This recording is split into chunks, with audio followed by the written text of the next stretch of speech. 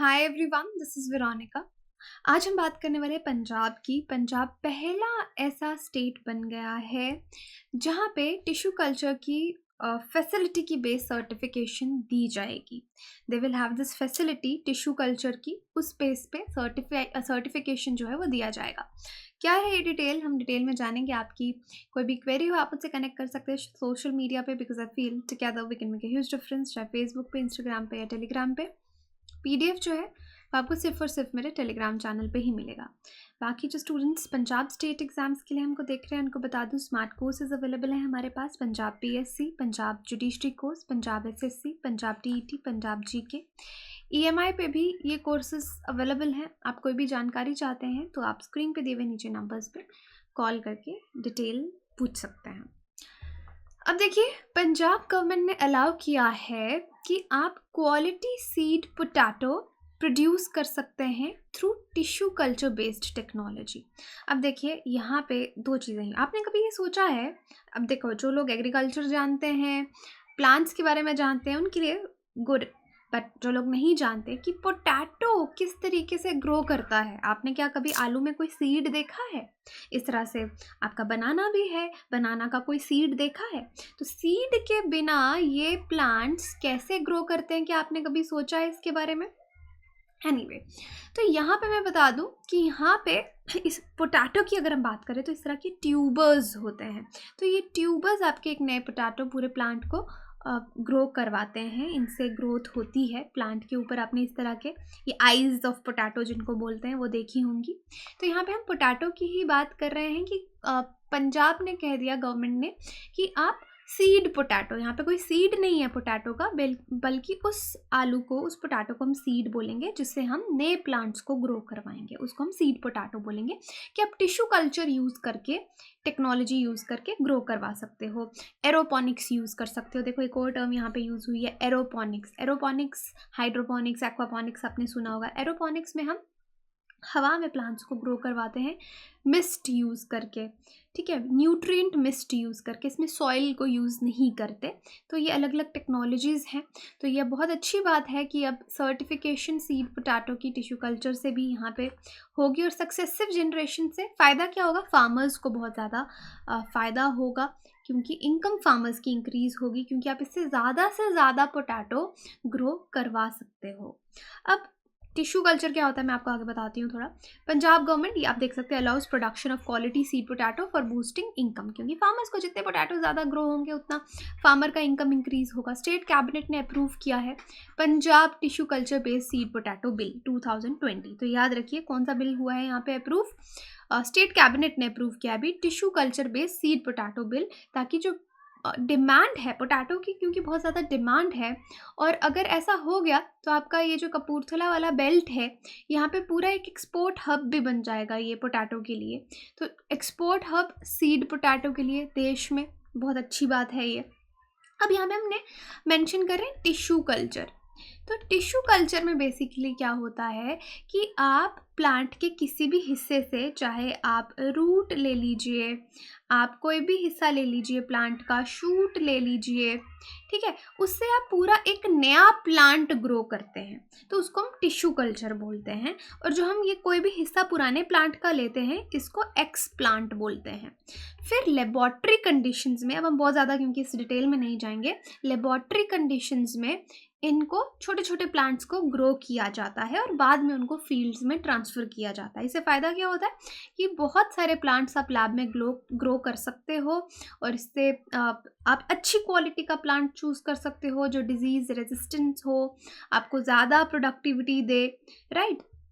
तो tissue culture का बहुत ज़्यादा फ़ायदा होता है। इसी तरह से हम पोटैटोज़ भी ग्रो करते हैं। यहाँ पे आर्टिफिशियल मीडिया यूज़ किया जाता है। यूजुअली तो आप न्यूट्रिएंट्स देंगे, सॉइल में ग्रो करेंगे, यहाँ पे आर्टिफिशियल मीडिया अगार को यूज़ करके बनाया जाता है, और लैब में बिल्कुल अच्छी कंडीशन में, ताकि कोई कंटामिनेशन ना हो, इन विट्रो कंडीशन में ये टिश्यूज़ जो हैं ग्रो किए जाते हैं। जब इन प्लांट्स को लेके हम ग्रो करते हैं आर्टिफिशियल मीडिया पे, जब ग्रो किया जाता है तो उस पर एक ऐसे मास ऑफ सेल जो है वो ग्रो करते हैं, बहुत सारे सेल्स एक साथ ग्रो कर जाते हैं, जिसको हम कैलस बोलते हैं।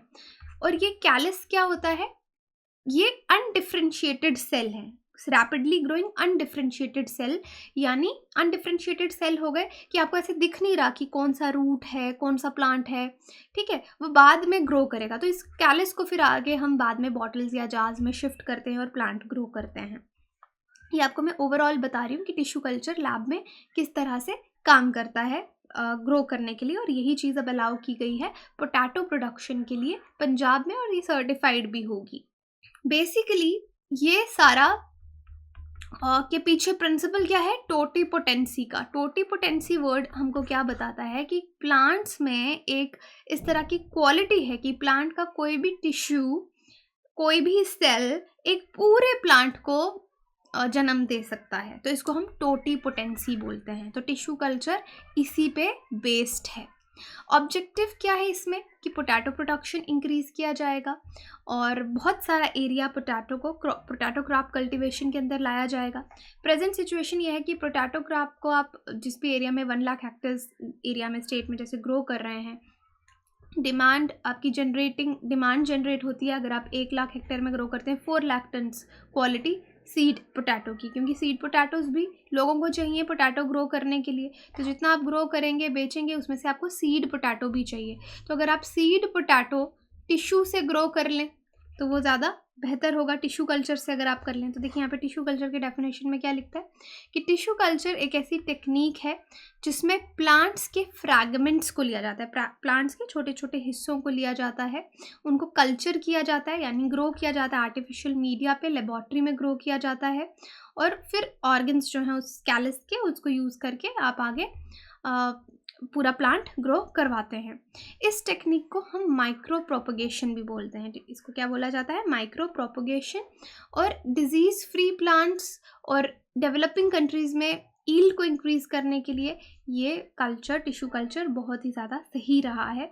इसके लिए आपको स्टेराइल यानी वहाँ पे कोई कंटामिनेशन नहीं होनी चाहिए, स्टेराइल वर्क प्लेस चाहिए, ग्रीन हाउस चाहिए, मैन पावर चाहिए यानी मैन पावर जो लोग ट्रेंड हों इस काम को करने के लिए, एक नर्सरी चाहिए, oil palm, banana, eggplant, pineapple, rubber tea, tomato, sweet potato, इनको टिश्यू कल्चर से डेवलपिंग कंट्रीज़ में प्रोड्यूस किया गया है।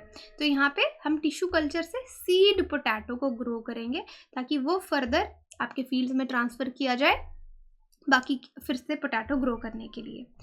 ओके, टोमेटो लिखा है, let's it be potato. Okay, seed potato क्या होता है, सीड पोटैटो पोटैटो ही होता है, आपका आलू ही होता है, जिसको हम इसलिए ग्रो करते हैं कि इसको रीप्लांट किया जाए फिर से पोटैटो क्रॉप उगाने के लिए, क्योंकि पोटैटो के केस में हमारे पास सीड तो है नहीं है, हमको आलू को ही दबाना है मिट्टी में, तो उसको जिससे हम और ज़्यादा आलू प्रोड्यूस कर सकें उसको सीड पोटैटो कहते हैं। और ये फार्मर्स, अगर टिश्यू कल्चर से प्रोड्यूस होगा तो उनको फार्मर्स और ग्रोअर्स को दिया जाएगा। ट्रू पोटैटो सीड इसको कहा जाता है। बेसिकली सीड नहीं होता, जैसे मैंने आपको बताया प्लांट पे ये जो आईज आप देख रहे हैं ये ट्यूबर्स होते हैं, उनको ट्यूबर कहा जाता है। और फिर हम नॉर्मल लैंग्वेज में इसको सीड भी बोल देते हैं। तो नए पोटैटोज इससे ग्रो होते हैं वेजिटेटिव प्रोपगेशन से, जहाँ पे plants you grow will be genetically identical to parent material. तो इससे आप जो भी प्लांट ग्रो करेंगे टिश्यू कल्चर के बाद वो सब जेनेटिकली आइडेंटिकल होंगे क्योंकि वो एक ही पेरेंट प्लांट से आए हैं। सो सीड पोटैटोज ग्रोअर्स के पास आते हैं, एग्रीकल्चर टेस्टिंग होती है उनकी कि पहले कि वो डिज़ीज़ फ्री हैं, और क्योंकि बहुत सारी बीमारियां आलू में हो जाती हैं, सॉइल बॉर्न रॉट्स हो जाते हैं, वायरसेस इन्फेक्ट करते हैं, पेस्ट इन्फेक्ट करते हैं, तो इसलिए seed potatoes limited number of times तक ही यूज़ किया जाता है सेम स्टॉक से, वरना वो डिजीज़ रेजिस्टेंट नहीं रहता। लेकिन अब टिश्यू कल्चर से इस चीज़ में हेल्प होगी।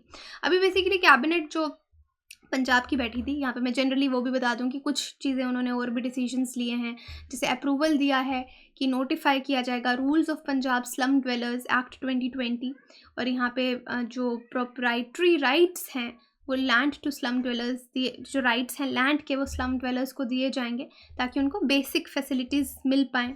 दूसरे डिसीजन में कैबिनेट ने स्टेट एम्प्लॉयमेंट प्लान भी निकाला है कि वैकेंट जॉब्स जो हैं government department, boards, corporation agencies में, उनको फेस्ड और टाइम बाउंड मैनर में फिल किया जाए, यानी एम्प्लॉयमेंट को ध्यान दे रही है पंजाब।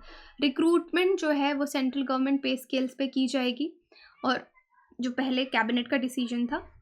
और उसके बाद रिवर्स के लिए भी यहाँ पे डिसीजन लिया गया, डी सिल्टिंग मेजर रिवर्स की जाएगी, और कॉन्ट्रैक्ट्स जो हैं वो दिए जाएंगे। मेजर रिवर्स डिसिल्टिंग जिनमें की जाएगी सतलुज, बियास और आपका रावी है, और सीजनल रिवलेट्स जैसे घाघर, चक्की हो गई, इनको भी बात कैबिनेट में की गई है। उसके बाद कैबिनेट ने amendments Punjab health and family welfare technical group C service rules में भी कुछ किया है प्रमोशनल कोटा को लेकर। इससे एम्प्लॉयमेंट अपॉर्चुनिटीज़ एलिजिबल कैंडिडेट्स को मिलेंगी जो डायरेक्ट रिक्रूटमेंट के थ्रू आते हैं against the vacant post, staff nurse के लिए स्पेशली यहाँ पे बात की जा रही है। यहाँ पे आप देख सकते हैं amendment for reduction of prescribe promotional quota को रिड्यूस करने की बात की है from 25% to 10% for the post of staff nurse and the sanction permanent 4216 post for staff nurse, क्योंकि कई बार प्रमोशन से लोग ज़्यादा आ जाते थे, तो प्रमोशनल कोटा यहाँ पे उन्होंने 25% से 10% कर दिया है। तो ये कुछ डिसीजंस लिए गए हैं, लेकिन अभी हमने रिसेंटली जो हमने पढ़ा वो टिश्यू कल्चर की बात की गई है, पोटैटो बिल की रूल्स की बात की गई है कि सीड पोटैटोज आप टिश्यू कल्चर से सर्टिफाइड, पहला पंजाब ऐसा स्टेट बन गया जहाँ पे इस तरह की फैसिलिटी रहेगी। क्वेश्चन आपके लिए, which one of the following is a modified stem, कौन सा इनमें से मॉडिफाइड स्टेम है? Carrot, sweet potato, coconut, potato. आप मुझे कमेंट सेक्शन में बता सकते हैं या फिर टेलीग्राम पे, वहाँ पे सही आंसर आपको मालूम चल जाएगा जैसे ही आप पार्टिसिपेट करेंगे। बाकी आप वेबसाइट विजिट कीजिए, एप्लीकेशन डाउनलोड कीजिए कोर्सेज़ की जानकारी के लिए। EMI पे भी कोर्सेज़ अवेलेबल हैं हमारे। बाकी स्क्रीन पे जो नंबर आ रहा है उस पर कॉल करके आप सारी जानकारी डिटेल में ले सकते हैं। Thank you so much.